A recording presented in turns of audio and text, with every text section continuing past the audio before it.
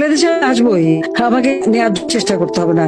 আর যদি সাহস থেকে পাঠান, প্লেন পাঠান, আমি চলে যাব। দেখি কার কতটা মাথা আছে, কার ফাঁসির দড়ি কত শক্ত, কার বুলেট কত তীব্র বেগে যেতে পারে, আমি সেটা দেখে নেব।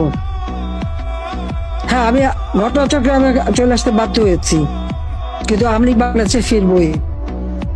এই বাংলাদেশে যারা প্রকৃত অপরাধী তারা সাজা পাবে, দেশের মানুষের ভাগ্য নিয়ে যারা ছিনিমিনি খেলছে তাদের শাস্তি দেব, এবং বাংলাদেশকে আবার আমরা উন্নত সমৃদ্ধ সোনার বাংলাদেশ হিসেবে তুলে বাংলাদেশের স্বাধীনতাকে আমরা সমুন্নত রাখবো।